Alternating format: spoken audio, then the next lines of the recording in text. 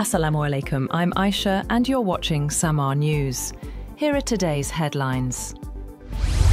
US President Donald Trump attended the 47th ASEAN Summit in Malaysia on Saturday, where Thailand and Cambodia signed a historic ceasefire agreement aimed at ending months of border clashes. The deal was signed on the sidelines of the summit in the presence of Malaysian Prime Minister Anwar Ibrahim, Thai Prime Minister Anutin Charnvirakul, and Cambodian Prime Minister Hun Manet, with Trump serving as a key witness. The agreement marks a significant diplomatic breakthrough following weeks of escalating violence along the Thai-Cambodian border that left dozens dead and displaced thousands.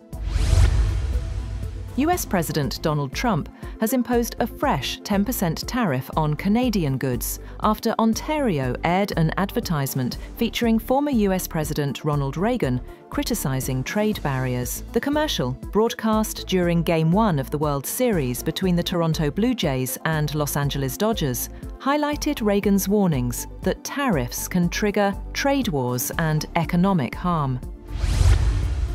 Japan's new Prime Minister, Sanae Takaichi, has told US President Donald Trump that strengthening the Japan-US alliance remains her government's top priority during their first phone conversation on Saturday.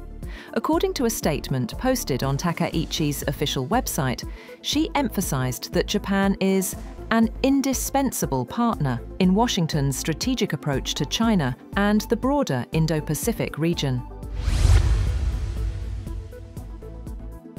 President Donald Trump has met briefly with Qatar's Emir, Sheikh Tamim bin Hamad Al Thani, in Doha aboard Air Force One, where Trump praised Qatar as a great ally of the United States.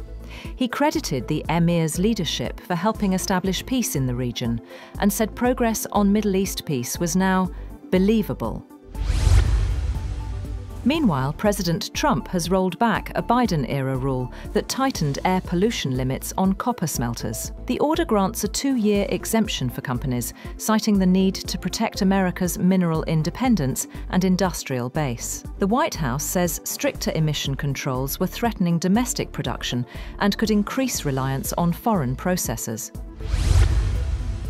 Separately, the Trump administration has prepared additional sanctions it could use to target key areas of Russia's economy if President Vladimir Putin continues to delay ending Moscow's war in Ukraine. US officials have also told European counterparts that they support the EU using frozen Russian assets to buy US weapons for Kyiv. And Washington has held nascent internal conversations about leveraging Russian assets held in the US to support Ukraine's war effort.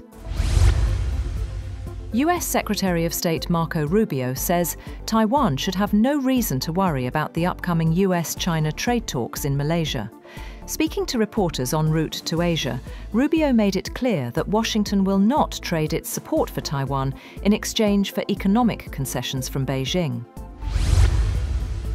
The second round of Pakistan-Afghanistan negotiations has wrapped up its initial sessions in Istanbul, with both sides pushing to finalise a lasting framework for border peace. Officials say the talks built on the Doha Agreement could continue for another 3 days. Pakistan is seeking a verifiable system to monitor cross-border militancy and prevent further attacks by groups like the TTP, while Afghanistan's team also says it remains committed to peace and stability. Meanwhile, Defence Minister Khawaja Asif says that although Afghanistan appears willing to maintain peace, failure to reach an agreement in Istanbul could mean open war. He confirmed that no violations have occurred in the past few days and that both sides are adhering to the truce. Chief of Army Staff Field Marshal Syed Asim Munir and Egyptian President Abdel Fattah el-Sisi have agreed to boost coordination on strategic, economic and security matters. According to the military's media wing, the meeting took place in Cairo, in which the leaders highlighted long-standing ties between the two countries and reaffirmed shared goals for regional peace and stability. During his visit, the army chief also met Egypt's defense officials and the Grand Imam of Al-Azhar. Security forces have foiled a major terrorist attack in North Waziristan. According to the military's media wing, 3 India-backed Khawarij terrorists were killed during an intelligence-based operation. Troops also destroyed an explosives-laden vehicle being prepared for a suicide strike, preventing what officials called a large-scale tragedy. A clearance operation is still underway in the area. The ISPR says forces remain committed to wiping out terrorism under the ongoing Azma Istehkam campaign.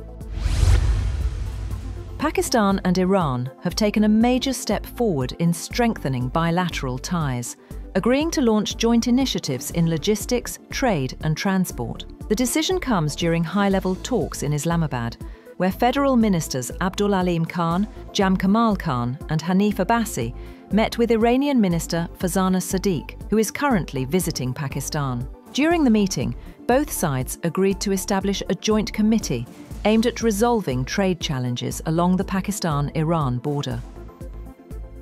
That's all for now. For more updates, visit www.samaa.tv. Thank you for watching Samaa News.